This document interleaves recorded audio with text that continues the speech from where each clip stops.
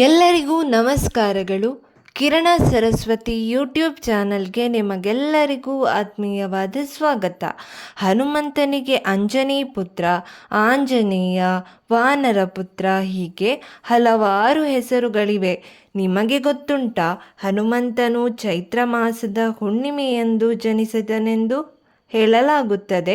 ಹೀಗೆ ಹನುಮಂತನ ಬಗ್ಗೆ ಸಾಮಾನ್ಯ ಜನರಿಗೆ ಗೊತ್ತಿರದ ರಹಸ್ಯಗಳು ಇನ್ನೂ ರಹಸ್ಯಗಳಾಗಿಯೇ ಉಳಿದಿವೆ. ಅಷ್ಟಕ್ಕೂ ಯಾವುವು ಆ ರಹಸ್ಯಗಳು? ಹೇಳ್ತೇನೆ ಕೇಳಿ. ಆಂಜನೇಯನು ಇಂದಿಗೂ ಭಾರತ ಮತ್ತು ಶ್ರೀಲಂಕಾದ ಮಧ್ಯೆ ಇರುವ ಮೌಂಟ್ ಗಂಧಮದನ್ ಅಲ್ಲಿ ವಾಸವಾಗಿದ್ದಾನೆ ಎಂಬ ಉಲ್ಲೇಖವಿದೆ. ಬ್ರಹ್ಮಾಂಡ ಪುರಾಣದಲ್ಲಿ ವಾನರ ವಂಶಾವಳಿಗಳ ಬಗ್ಗೆ ಸಂಪೂರ್ಣ ಸವಿಸ್ತಾರವಾದ ವಿವರಣೆ ನೀಡಲಾಗಿದೆ. ಇದರಲ್ಲಿ ಹನುಮಂತನ ಖಾಸ ಸಹೋದರರ ಬಗ್ಗೆ ಉಲ್ಲೇಖವಿದೆ. ಹನುಮಂತನು 6 ಜನ ಸಹೋದರರಲ್ಲಿ ದೊಡ್ಡವನಾಗಿದ್ದನು. ಉಳಿದವರ ಹೆಸರುಗಳು ಮತಿಮಾನ್, ಶ್ರುತಿಮಾನ್, ಕೇತುಮಾನ್, ಜತಿಮಾನ್ ಮತ್ತು ಧೃತಿಮಾನ್. ಮಹಾಭಾರತದ ಸಮಯದಲ್ಲಿ ಕುಂತಿಯ ಮಗನಾದ ಭೀಮನನ್ನು ಹನುಮಂತನ ಸಹೋದರ ಎಂದು ಕರೆಯಲಾಗುತ್ತಿತ್ತು. ದಕ್ಷಿಣ ಭಾರತದ ಜನಪದದಲ್ಲಿ ಉಲ್ಲೇಖವಾಗಿರುವಂತೆ ಹನುಮಂತನೇ ಮೊದಲು ರಾಮಾಯಣವನ್ನು ಬರೆದಿದ್ದನಂತೆ.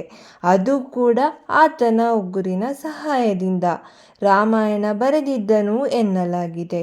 ಇದು ವಾಲ್ಮೀಕಿ ರಾಮಾಯಣಕ್ಕೂ ಮೊದಲು ಬರೆಯಲಾಗಿದೆ ಎಂಬ ಉಲ್ಲೇಖವಿದೆ. ಇದನ್ನು ಹನುಮಾನ್ ರಾಮಾಯಣ ಅಂತಲೇ ದಕ್ಷಿಣ ಭಾರತದಲ್ಲಿ ಕರೆಯಲಾಗುತ್ತದೆ. ರಾಮಾಯಣವನ್ನು ಬರೆದ ಮೇಲೆ ಹನುಮಂತನು ಆ ಕಲ್ಲನ್ನು ಸಮುದ್ರಕ್ಕೆ ಎಸೆದಿದ್ದಾನಂತೆ. ನಂತರ ಇದು ತುಳಸಿದಾಸರಿಗೆ ಲಭ್ಯವಾಯಿತು ಎನ್ನಲಾಗಿದೆ. ಎಲ್ಲ ದೇವರು ಹಾಗೂ ದೇವತೆಗಳಿಗೆ ವಾಹನ ಇರುವ ಬಗ್ಗೆ ನಾವು ಕೇಳಿದ್ದೇವೆ.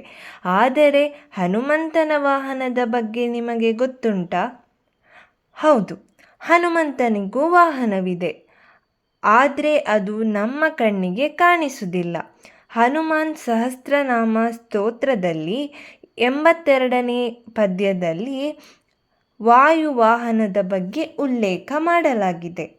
ಅಂದರೆ ಆ ವಾಹನವು ಗಾಳಿ ಎಂದು ಅರ್ಥ. ಹನುಮಂತನು ಒಂದು ಸ್ಥಳದಿಂದ ಮತ್ತೊಂದು ಸ್ಥಳಕ್ಕೆ ವೇಗವಾಗಿ ಹೋಗಲು ವಾಯುವನ್ನು ವಾಹನವಾಗಿ ಬಳಸುತ್ತಾನೆ. ಪುರಾಣಗಳ ಪ್ರಕಾರ ಹನುಮಂತನಿಗೂ 4 ಜನ ಗುರುಗಳು ಇದ್ದರಂತೆ.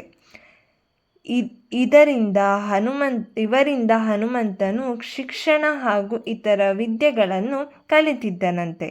ಅದರಲ್ಲಿ ಮೊದಲನೆಯ ಗುರುಗಳು ಸೂರ್ಯದೇವ, 2ನೆಯ ಗುರುಗಳು ನಾರದರು, 3ನೆಯ ಗುರು ಪವನದೇವ, 4ನೆಯ ಗುರು ಮದಂಗ ಋಷಿ. ಸಂಶೋಧನೆಗಳ ಪ್ರಕಾರ 9 ಲಕ್ಷ ವರ್ಷಗಳ ಮೊದಲು ಕೋತಿಗಳ ವಿಭಿನ್ನ ಪ್ರಭೇದವೊಂದು ಭೂಮಿಯ ಮೇಲೆ ಇತ್ತಂತೆ. ಈ ಪ್ರಭೇದವು 12ರಿಂದ 15 ವರ್ಷಗಳಲ್ಲಿ ನಶಿಸಿ ಹೋಗಿದ್ವಂತೆ. ಈ ಪ್ರಭೇದದ ಹೆಸರೇ ಕಪಿ. ಹನುಮಾನ್ ಕೂಡ ಇದೇ ಪ್ರಭೇದಕ್ಕೆ ಸೇರಿದವನಾಗಿದ್ದಾನೆ. ವಾನರರು ಕೂಡ ಕಾಡುವಾಸಿಗಳೇ. ಆದರೆ ಅವರು ಹನುಮಾನ್ಗಿಂತ ವಿಭಿನ್ನರು. ಯಾಕೆಂದರೆ ಅವರು ಕಾಡುಗಳಲ್ಲಿ ಮಾತ್ರ ವಾಸಿಸ್ತಾರೆ. ಇವೆಲ್ಲವೂ ಹನುಮಂತನ ಬಗ್ಗೆ ಇರುವ ರಹಸ್ಯಗಳು. ಇನ್ನೂ ಅನೇಕ ಪುರಾಣ ಕಥೆಗಳನ್ನು ನಿಮ್ಮ ಜೊತೆ ಶೇರ್ ಮಾಡಿಕೊಳ್ಳುತ್ತೇವೆ. ಅದಕ್ಕಾಗಿ ನೀವು ಏನು ಮಾಡಬೇಕಂದ್ರೆ ನಮ್ಮ ಚಾನೆಲ್ ಸಬ್ಸ್ಕ್ರೈಬ್ ಮಾಡಿಲ್ಲದೆ ಈ ವಿಡಿಯೋ ನೋಡುತ್ತಿದ್ದರೆ ದಯವಿಟ್ಟು ಚಾನಲನ್ನು ಸಬ್ಸ್ಕ್ರೈಬ್ ಮಾಡಿ ಮತ್ತು ಈ ವಿಡಿಯೋಗೊಂದು ಲೈಕ್ ಮಾಡಿ ಮತ್ತು ನಿಮ್ಮ ಬಂಧು ಮಿತ್ರರಿಗೆ ಶೇರ್ ಮಾಡಿ. ಇದು ನಮಗೆ ಇನ್ನಷ್ಟು ಇಂತಹ ವಿಡಿಯೋಗಳನ್ನು ಮಾಡಲು ಬೆಂಬಲ ನೀಡಿದಂತಾಗುತ್ತದೆ. ಇಷ್ಟು ಹೊತ್ತು ಈ ವಿಡಿಯೋವನ್ನು ನೋಡಿದ್ದಕ್ಕಾಗಿ ನಿಮಗೆಲ್ಲರಿಗೂ ತುಂಬ ಹೃದಯದ ಧನ್ಯವಾದಗಳು. ಮತ್ತೊಂದು ವಿಡಿಯೋದಲ್ಲಿ ಸಿಗೋಣ.